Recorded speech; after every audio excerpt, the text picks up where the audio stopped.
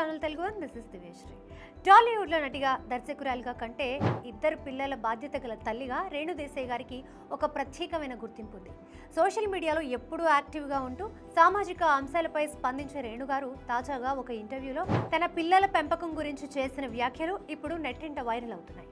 ముఖ్యంగా mega family దగ్గరకు తన పిల్లలు వెళ్ళేటప్పుడు ఆమె ఒక కండిషన్ పెట్టారట. మరి ఆ విషయాలేంటో ఈ వీడియోలో చూద్దాం. రేణు దేశాయ్ గారు తన పిల్లలు అఖిరానందన్, ఆద్యలను ఎంతో క్రమశిక్షణతో పెంచుతున్నారు. పిల్లల ప్రవర్తనే తల్లి పెంపకానికి అద్దం పడుతుందని ఆమె బలంగా నమ్ముతారు. అందుకే పిల్లల్ని మెగా ఫ్యామిలీ దగ్గరకు పంపేటప్పుడు ఆమె ఒక కీలకమైన కండిషన్ పెడతారట. ఆమె మాట్లాడుతూ, మీరు వాళ్లతో ఎలా బిహేవ్ చేస్తారో అది నా పెంపకం. నా పెంపకాన్ని దృష్టిలో పెట్టుకొని వాళ్లతో మర్యాదగా ఉండండి పిల్లలకి ఎప్పుడు చెబుతూ ఉంటారంట.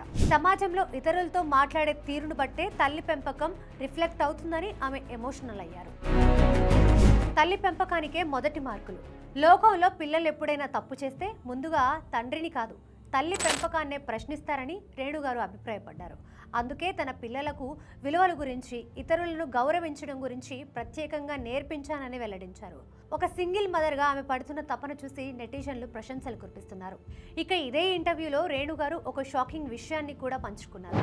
సెలబ్రిటీలుగా బయటికి వెళ్లేటప్పుడు ఎదురయ్యే ఇబ్బందుల గురించి చెబుతూ మగవారి కంటే ఆడవాళ్లే తనను ఎక్కువ ఇబ్బంది పెడుతుంటారని సంచలన వ్యాఖ్యలు చేశారు. సాధారణంగా మగవారు ఫోటో అడిగినప్పుడు వద్దు అని చెబితే విని వెళ్లిపోతారని, కానీ మహిళలు మాత్రం నేను మీ పెద్ద ఫ్యాన్ని మేడం అంటూ మీదకు వచ్చేస్తారని ఆవేదన వ్యక్తం చేశారు. వద్దన్నా వినకుండా సెల్ఫీల కోసం ఒత్తిడి చేయడం వల్ల ప్రైవసీ ఉండడం లేదని, అది చాలా ఇబ్బందిగా అనిపిస్తుందని కుండబద్దలు కొట్టారు.